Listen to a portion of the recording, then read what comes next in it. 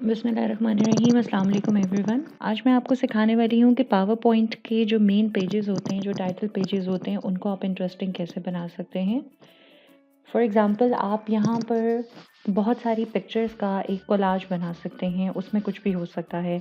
आपके कंपनी के लोगों के मेंबर्स की पिक्चर्स हो सकती हैं। आप जिस चीज़ के बारे में अपनी प्रेजेंटेशन बनाने जा रहे हैं, उसके हवाले से रेलेवेंट पिक्चर्स हो सकती हैं।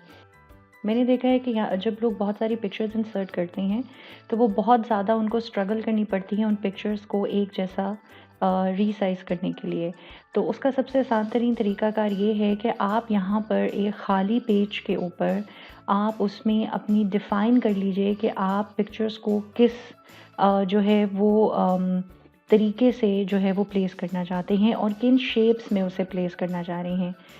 आपके पास यहाँ पर रिबन पे शेप्स की ऑप्शन आ रही है। यहाँ से मैंने एक रेक्टेंगल उठाई और फॉर एग्ज़ाम्पल मैं इसको यहाँ पर प्लेस कर रही हूँ। इसी को कंट्रोल C कंट्रोल V मैंने किया और मैंने इसके नीचे इसको एक प्लेस कर दिया।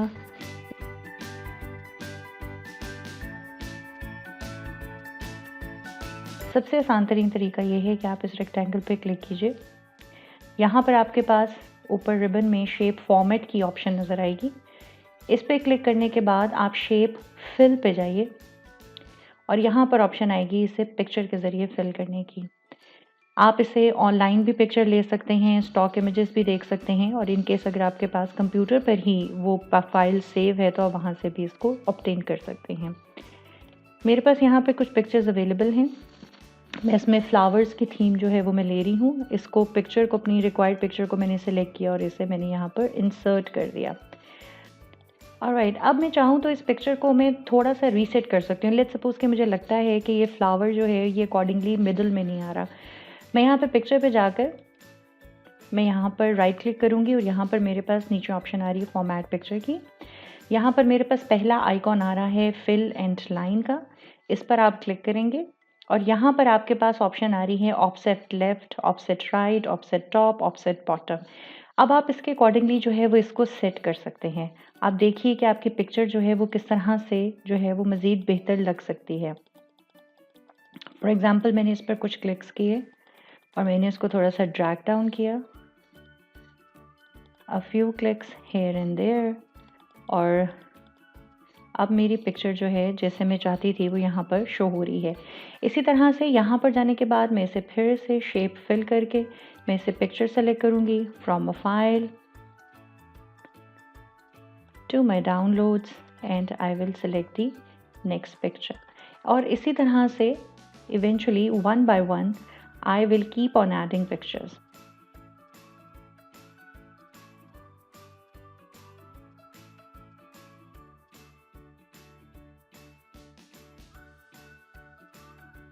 Alright, all of the pictures have been inserted. As far as the background is concerned, you can do so many things to your background. Format background पे जाने के बाद आप यहाँ पे कोई भी color जो है वो select कर सकते हैं. Even if you want, you can choose something darker. If you want, you can always choose something lighter. That depends on how you want to go about it. So here you go, and now you can easily move these boxes anywhere you want to. You can kind of put it here, or if you want be creative about it and you can put it here, and you can always resize this to something else. It all depends on you. So this is how you could create a collage, a picture collage with lots of different options. So alright guys, I hope this tutorial was useful for you. Do leave your feedback and do let me know if you need any help regarding PowerPoint. Thank you so much. Take care. Allah Hafiz.